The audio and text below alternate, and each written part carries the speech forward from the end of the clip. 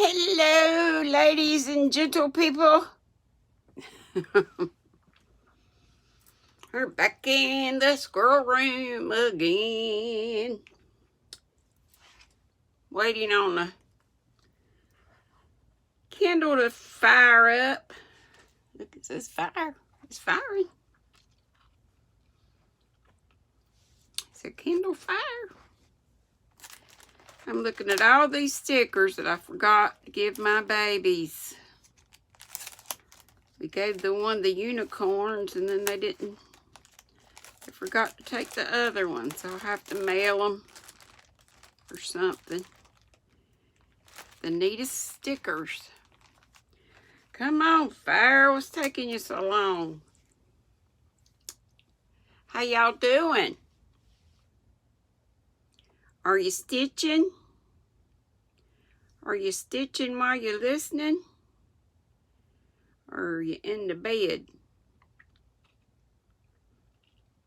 It's 10:06, and who knows how long it will take to upload, so it's gonna be kindly late. Let's see, books. Where are my books? My library. I'm sorry, I should know to have this ready ahead of time. Y'all know me. Come on. Come on. Here we are, Dickens. Dickens. Hope we got my bookmark marked.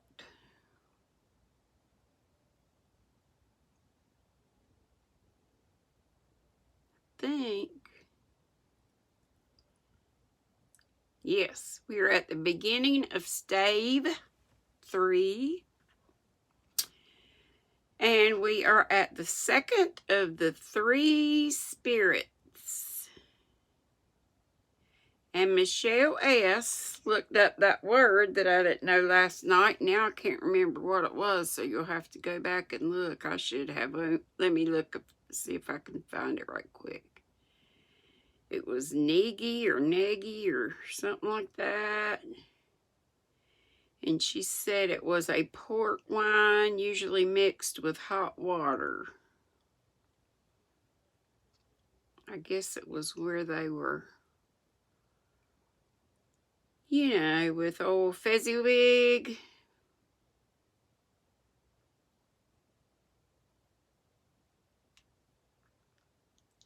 Let's see, I'm getting close, I think. Negus, or Negus. Negus. Anyway, Michelle S.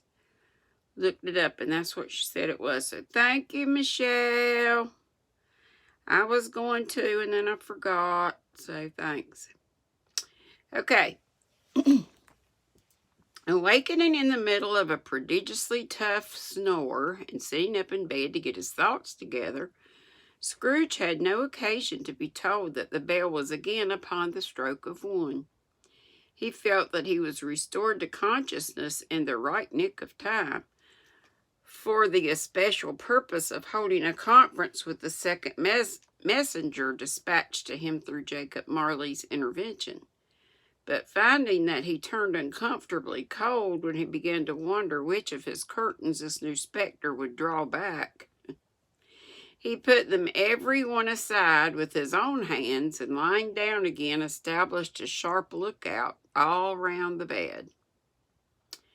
For he wished to challenge the spirit on the moment of its appearance, and did not wish to be taken by surprise and made nervous.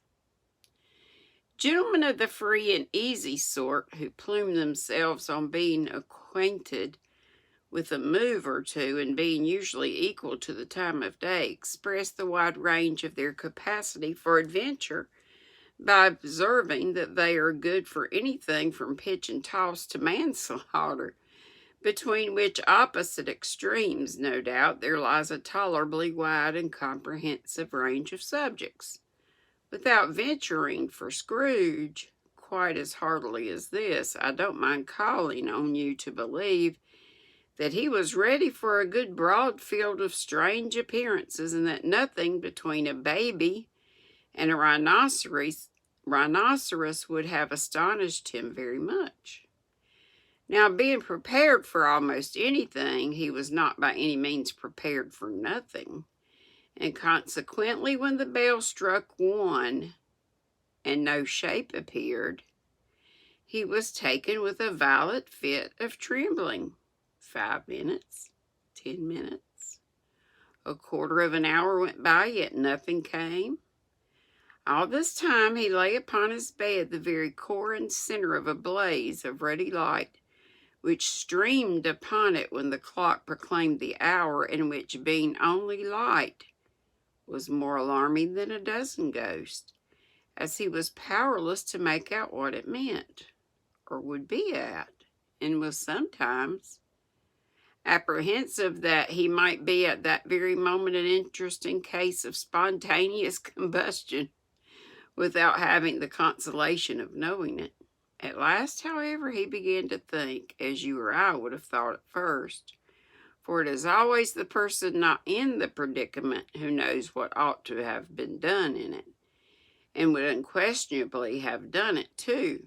At last, I say, as he began to think that the source and secret of this ghostly light might be in the adjoining room, from whence, on further tracing it, it seemed to shine.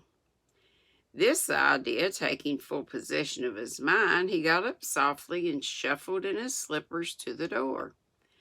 The moment Scrooge's hand was on the lock, a strange voice called him by name and bade him enter. He obeyed. It was his own room. Excuse me, my nose always itches when I'm reading. Must be the vibration. There was no doubt about that, but it had undergone a surprising transformation. The walls and ceilings were so hung with living green that it looked a perfect grove, from every part of which bright gleaming berries glistened. The crisp leaves of holly, mistletoe, and ivy reflected back the light, as if so many little mirrors had been scattered there, and such a mighty blaze went roaring up the chimney.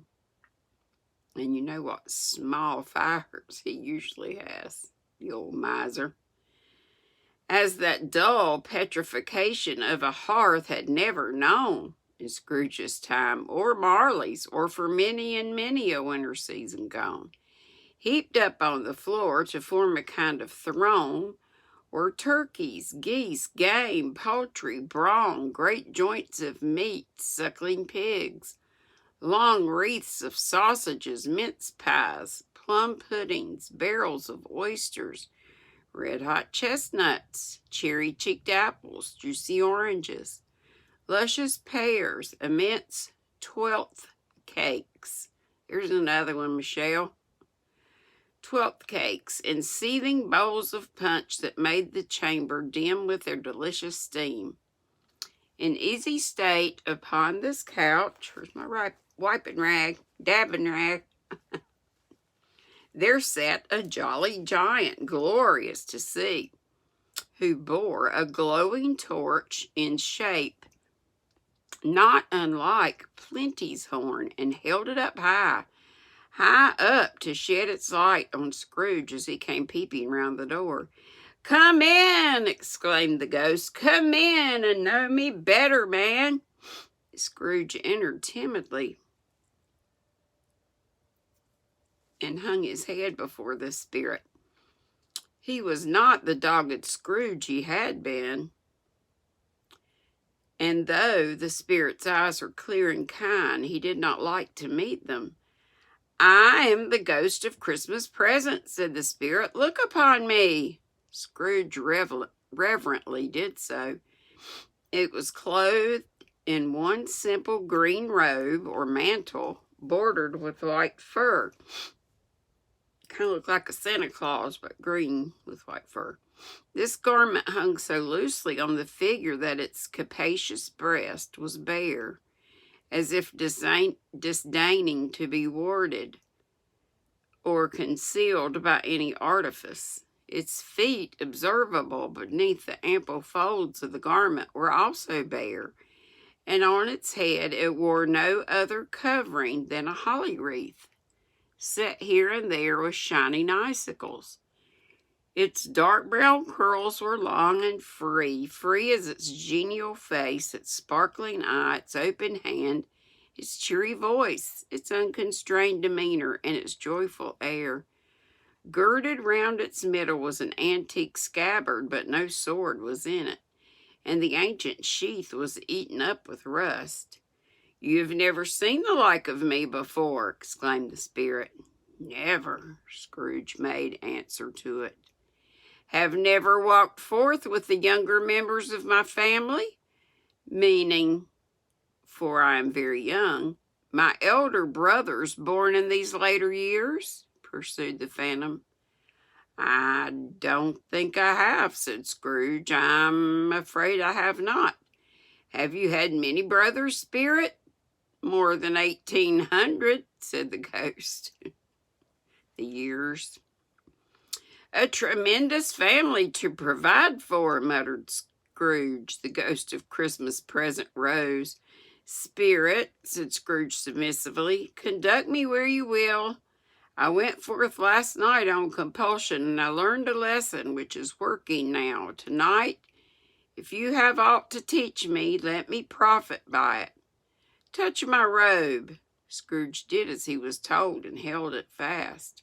Holly, mistletoe, red berries, ivy, turkeys, geese, game, poultry, brawn, meat, pigs, sausages, oysters, pies, puddings, fruit, punch, all vanished instantly, and so did the room, the fire, the ruddy glow, the hour of the night. And they stood in the city streets on Christmas morning where, for the weather was severe, the people made a rough but brisk and not unpleasant kind of music, and scraping the snow from the pavement in front of their dwellings and from the tops of their houses, whence it was mad delight to the boys to see it come plumping down into the road and splitting into artificial snowstorms. The house fronts looked black enough, and the windows blacker, contrasting with the smooth white sheet of snow upon the roofs, and with the dirtier snow upon the ground, which last deposit had been plowed up in deep furrows by the heavy wheels of carts and wagons. Furrows that crossed and recrossed each other hundreds of times, where the great streets branched off and made intricate channels, hard to trace in the thick yellow mud and icy water. The sky was gloomy, and the shortest streets were choked up with a dingy mist, half thawed, half frozen, whose heavier particles descended in a shower of sooty atoms, as if all the chimneys in Great Britain had, by one consent, caught fire and were blazing away to their dear hearts' content. There was nothing very cheerful in the climate or the town, and yet there an air of cheerfulness abroad that the clearest summer air and brightest summer sun might have endeavored to diffuse in vain. For the people who were shoveling away on the housetops were jovial and full of glee, calling out to one another from the parapets, and now and then exchanging a fastidious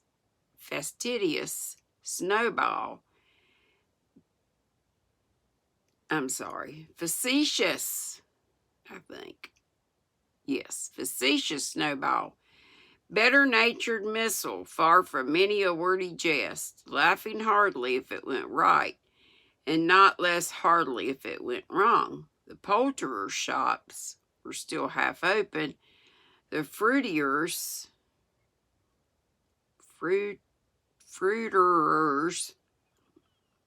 people who sold fruit, I guess, were radiant in their glory.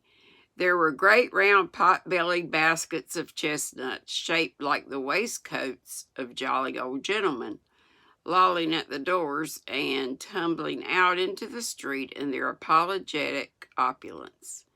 There were ruddy, brown-faced, broad-girth Spanish onions, shining in the fatness of their growth like Spanish friars, and winking from their shelves in wanton slyness at the girls as they went by, and glanced demurely at the hung-up mistletoe.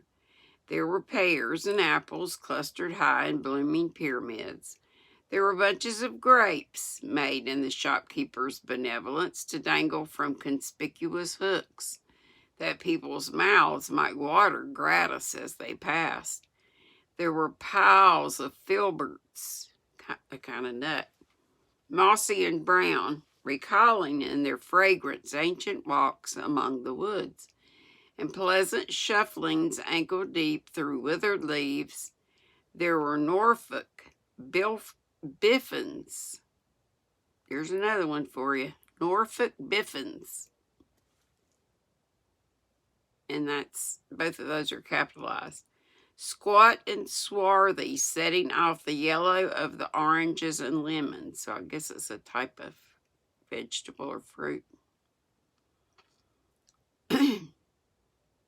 And in the great compactness of their juicy persons, urgently entreating and beseeching to be carried home in paper bags and eaten after dinner. The very gold and silver fish set forth among these choice fruits in a bowl.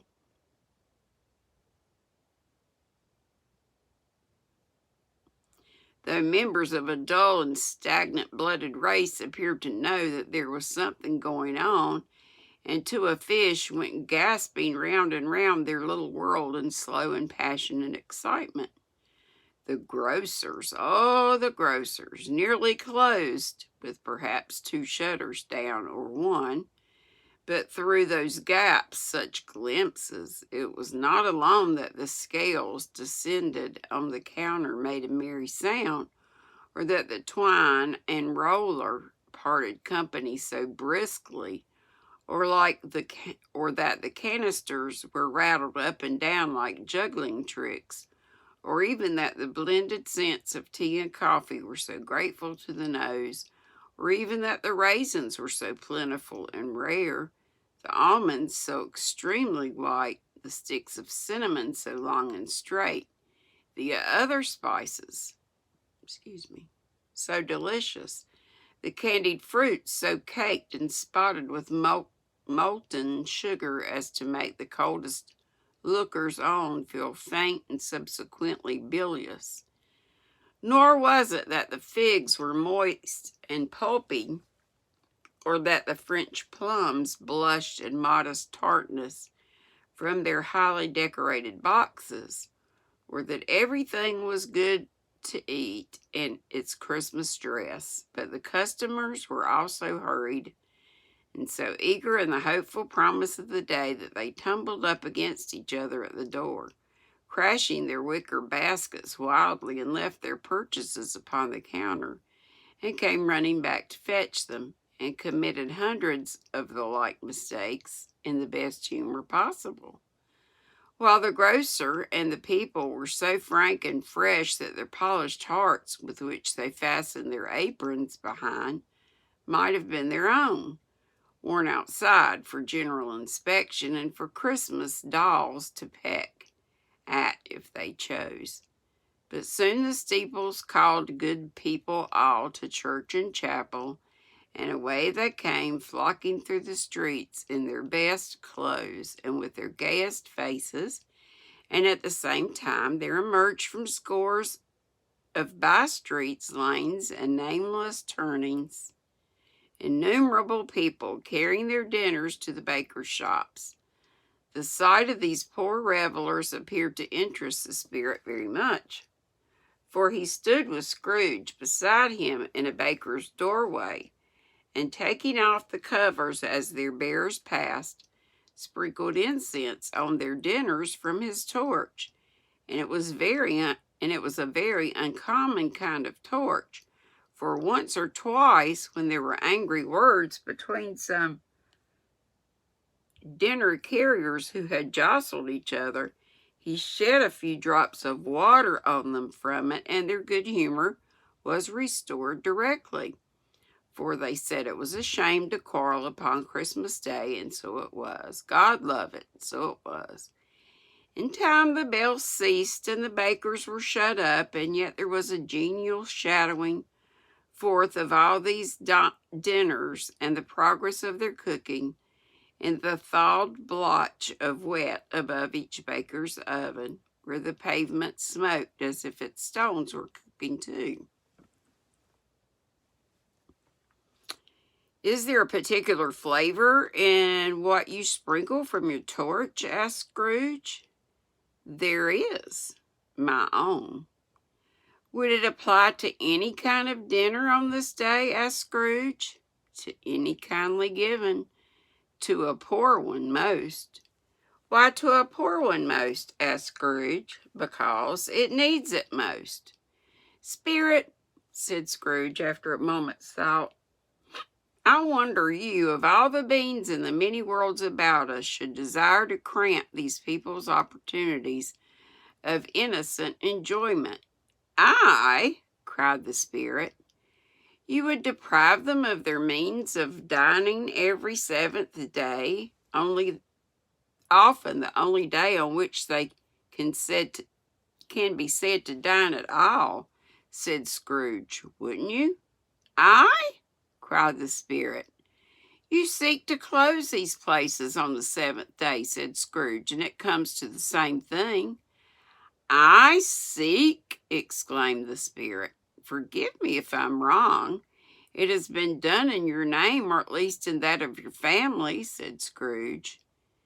There are some upon this earth of yours, returned the Spirit, who lay claim to know us, and who do their deeds of passion, pride, ill will, hatred, envy, bigotry, and selfishness in our name, who are as strange to us and all our kith and kin as if they had never lived.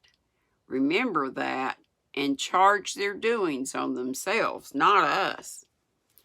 Scrooge promised that he would, and they went on, invisible as they had been before, into the suburbs of the town. It was a remarkable quality of the ghost, which Scrooge had observed at the baker's, that, notwithstanding his gigantic size, he could accommodate himself to any place with ease, and that he stood beneath a low roof quite as gracefully and like a supernatural creature as if it was possible he could have done in any lofty hall.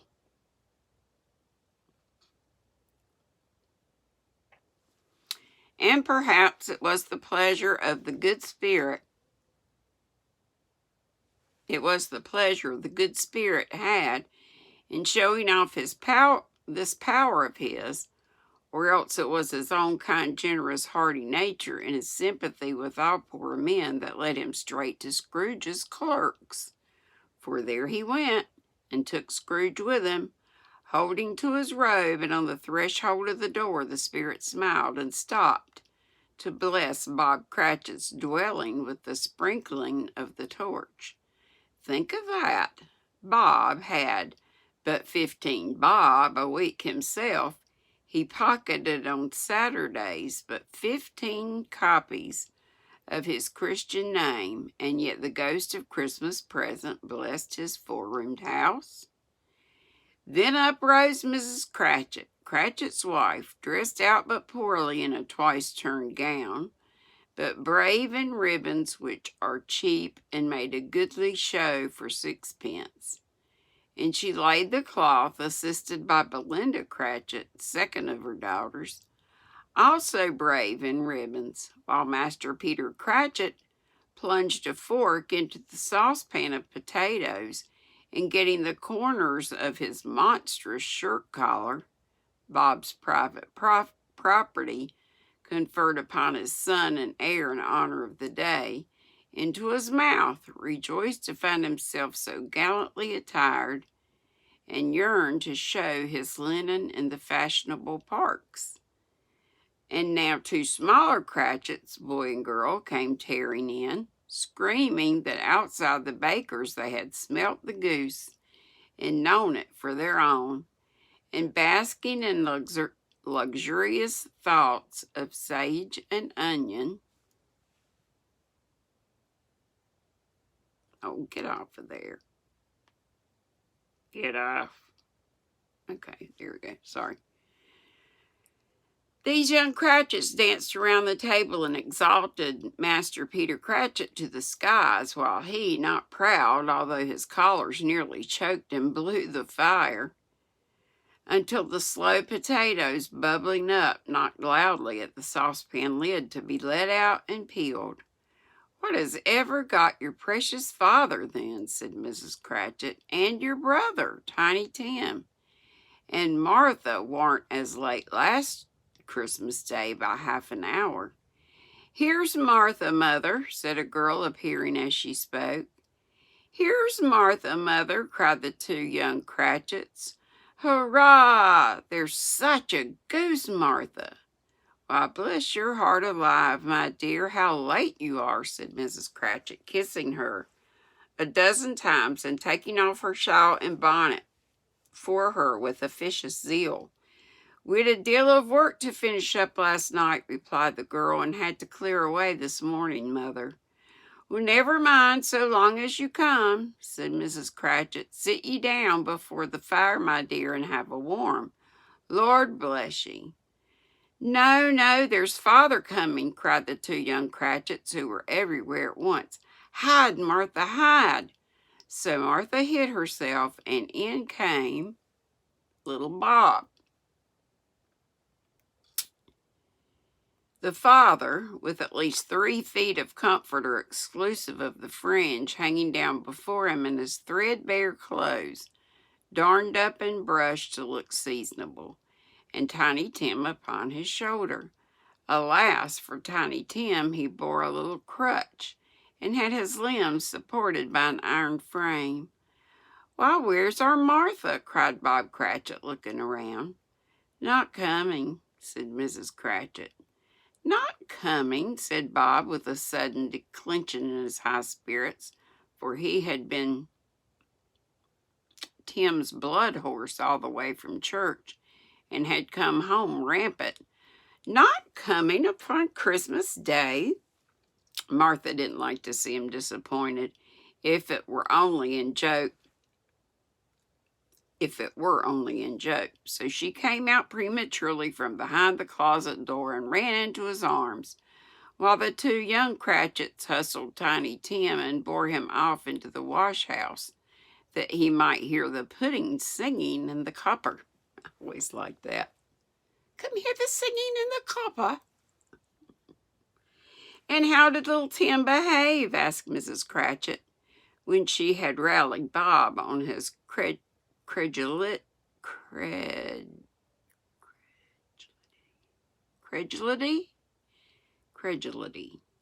and Bob had hugged his daughter to his heart's content. "As good as gold," said Bob, "and better.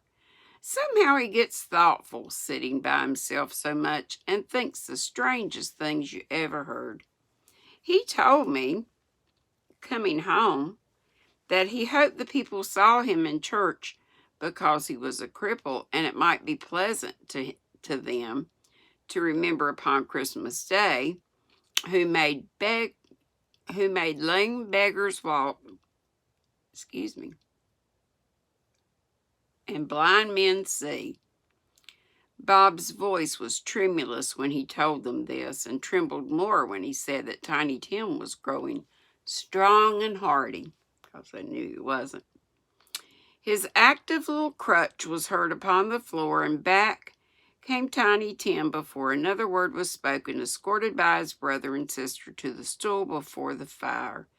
And while Bob, turning up his cuffs, as if, poor fellow, they were capable of being made more shabby, compounded some hot mixture in a jug with gin and lemons, and stirred it round and round, and put it on the hob to simmer, Master Peter and the two ubiquitous young Cratchits went to fetch the goose, with which they soon returned in high procession. And it was the way back then that folks, I guess even poor ones, had their meats cooked, I guess at the butcher's. We're almost at 29 minutes. So Let's stop there to fetch the goose with which they soon returned in high procession. Okay? And when we come back, we'll be back with the Cratchits. Come on, Buckmark. All right, go away. There we go. Getting better at it. Okay, peoples. Love you very much.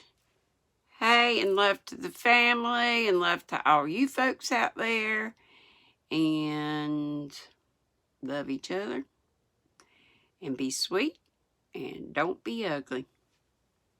Night, night.